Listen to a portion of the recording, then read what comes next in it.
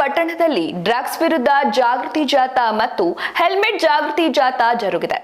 ಜಿಲ್ಲಾ ಪೊಲೀಸ್ ಆಯೋಗದಲ್ಲಿ ನಡೆದ ಈ ಜಾಥಾಗೆ ಪಿಎಸ್ಐ ಎಂಬಿ ಬಿರಾದರ್ ಚಾಲನೆ ನೀಡಿದ್ದಾರೆ. ಕಾಗವಾಡ ಪಟ್ಟಣದಲ್ಲಿ ಜಿಲ್ಲಾ ಪೊಲೀಸ್ ಆಯೋಗದಲ್ಲಿ ನಡೆದ ವ್ಯಸನ ಮುಕ್ತ ಸಮಾಜಕ್ಕಾಗಿ ಡ್ರಗ್ಸ್ ವಿರುದ್ಧ ಜಾಗೃತಿ ಜಾಥಾ ಮತ್ತು ಹೆಲ್ಮೆಟ್ ಜಾಗೃತಿ ಜಾಥಾಗೆ ಪಿಎಸ್ಐ ಎಂಬಿ ಬಿರಾದಾರ ಅವರ ನೇತೃತ್ವದಲ್ಲಿ ಚಾಲನೆ ನೀಡುವ ಮೂಲಕ ಸಾರ್ವಜನಿಕರಿಗೆ ಜಾಗೃತಿ ಮೂಡಿಸಲಾಯಿತು. ಪಟ್ಟಣದ ಪ್ರಮುಖ ಬೀದಿಗಳಲ್ಲಿ ಪೊಲೀಸರು ಹೆಲ್ಮೆಟ್ ಧರಿಸಿ ಬೈಕ್ ರ್ಯಾಲಿ ಮಾಡುವ ಮೂಲಕ ಬೈಕ್ ಸವಾರರು ಕಡ್ಡಾಯವಾಗಿ ಹೆಲ್ಮೆಟ್ ಧರಿಸಿ ಬೈಕ್ ಚಾಲನೆ ಮಾಡುವಂತೆ ಸೂಚನೆ ನೀಡಲಾಯಿತು. ಈ ಸಂದರ್ಭದಲ್ಲಿ ಮಾತನಾಡಿದ ಪಿಎಸ್ಐ ಎಂಬಿ ಬಿರಾದಾರ ಪ್ರತಿಯೊಬ್ಬರ ಜೀವನದಲ್ಲೂ ತಮ್ಮ ಸುರಕ್ಷತೆ ಬಹು ಮುಖ್ಯವಾಗಿರುತ್ತದೆ.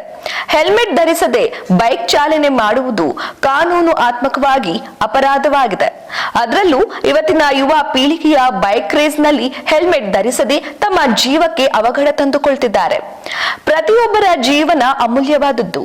ಗಡಿಯಲ್ಲಿ ದೇಶದ ಸೇವೆಗಾಗಿ, ಸರ್ಕಾರಿ ಸೇವೆಗಾಗಿ ಮರಣ ತ್ಯಾಗ ಮಾಡಿದರೆ ನಮ್ಮ ಜೀವಕ್ಕೆ ಬೆಲೆ ಹೊರತು ವಿನಾಕಾರಣ ರಸ್ತೆ ಮೇಲೆ ಹೆಲ್ಮೆಟ್ ಧರಿಸದೆ ಅಪಘಾತದಲ್ಲಿ ಸಾವನ್ನಪ್ಪಿದರೆ ಆ ಜೀವಕ್ಕೆ ಬೆಲೆ ಇಲ್ಲ.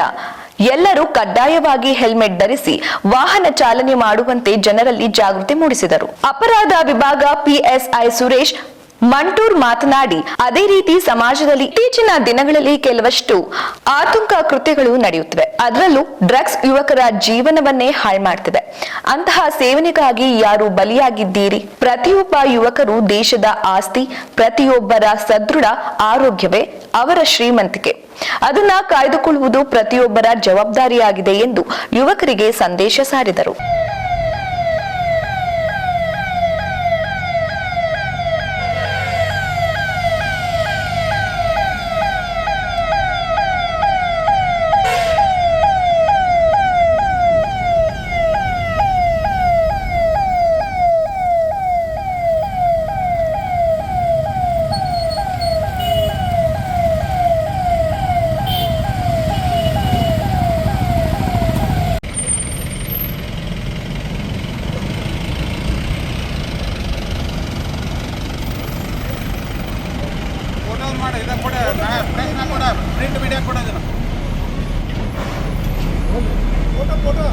ಫೋಟೋ